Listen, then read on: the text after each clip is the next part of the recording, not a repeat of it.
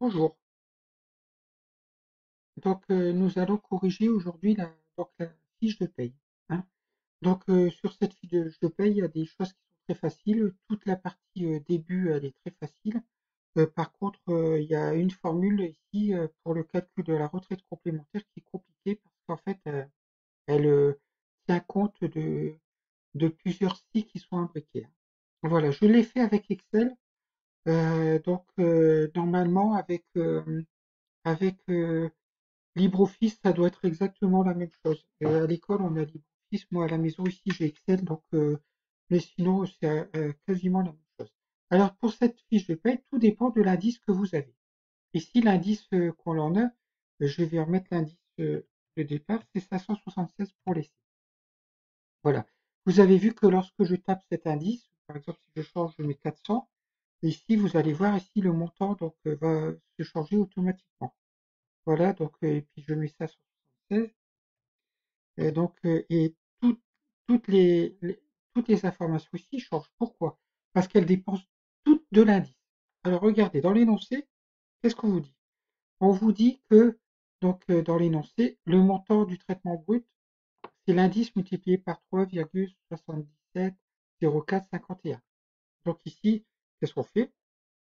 Ici, on met là, on prend 3,770451, il manque le 1. Voilà, ça ne joue pas grand-chose, hein.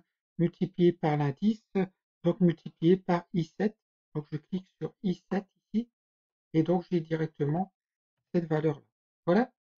La pension civile, alors ça c'est à payer, hein, bien sûr.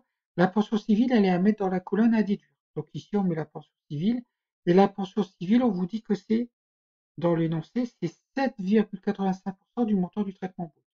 Donc là, je prends le traitement brut, donc on met égal, je prends le traitement brut, donc F9, ici F9, multiplié par 0,0785 pour faire 7,85%. Je vous rappelle que pour 7,85%, multiplié par 0,0785. Il en est de même pour l'indemnité de résidence, qui est égale à 1% du traitement brut, donc on fait F9 donc, fois 0,01. Pour cette indemnité de spéciale, celle-là, elle est fixe, hein, c'est dit dans l'énoncé, donc il n'y a qu'à reporter la valeur, hein, la indemnité spéciale, elle est la même pour tout employé. C'est 284,53 €. Donc on la met. Par contre, la CSG non déductible, c'est 2,6%, la CSG déductible et la RDS, voilà. Donc là, on va multiplier par 0,0 226, 0,026, 0,0552 et 0,0542 pour la RDS. Donc c'est ce que j'ai fait, je vais vous montrer ici. Voilà, on multiplie donc par 0,026, là on multiplie par 0,0552 et là par 0,0542. Bien sûr, on multiplie quoi? Le traitement brut. Voilà. Après les cotisations, toutes ces cotisations-là sont fixes. Voilà, on vous le dit dans l'énoncé, regardez ici. Donc dans l'énoncé, les différentes cotisations sont fixes. Voilà. Par contre, le montant de la mutuelle prévoyance, c'est 4%. Elle dépend de l'indice. Donc 4% de l'indice, donc on va aller cliquer sur l'indice, donc I7 multiplié par 0,04. Et là, pareil, de 0,115 multiplié par l'indice. Donc c'est ce que j'ai fait ici. Et donc là, voilà, ici, là et là, là et là, pardon. Voilà. Par contre, où c'est compliqué, c'est pour la retraite complémentaire. Pourquoi? Si on regarde la retraite complémentaire, on a plusieurs cas. Si l'indice est inférieur à 400, alors la retraite complémentaire, le montant, il est de 25 €. Si l'indice est compris entre 401 et 480, il est 32 €. Si l'indice est compris entre 481 et 530, il est de 40 €. Et si l'indice est supérieur à 531, le montant est de 50 €. Donc ça, c'est un peu plus compliqué à mettre en place. Donc il faut y aller très doucement. Donc je regarde, la formule, je vous l'ai écrite ici. Et je vais vous l'imprimer en grand ici.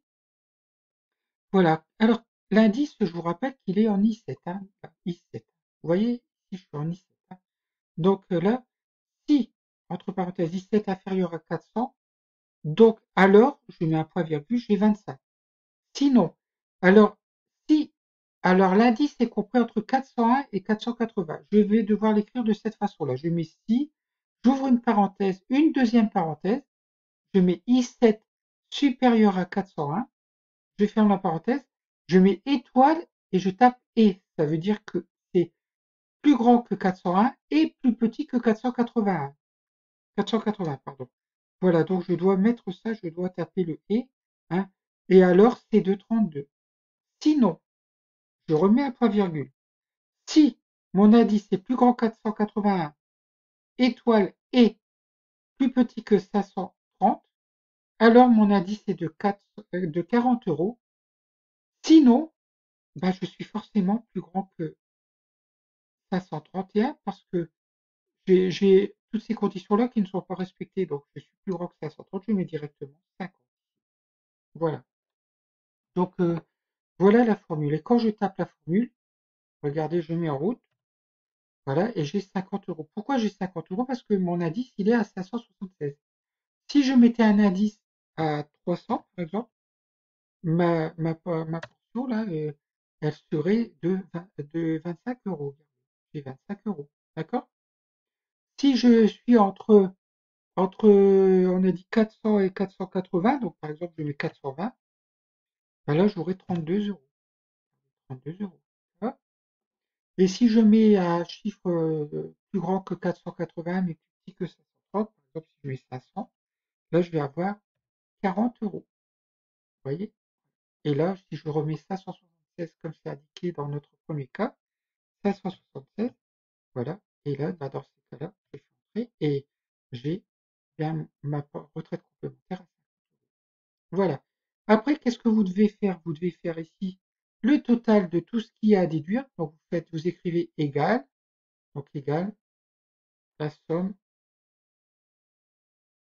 de I17, donc ici, hein, de I17 jusqu'à I23. Voilà, j'ai mis jusque I28, mais ça peut être I23. Regardez, si je fais la somme, ici, si je vais à I23, j'ai exactement la même chose. Voilà. Donc, et puis, j'ai exactement la même chose. Et ici, c'est la somme des choses à déduire.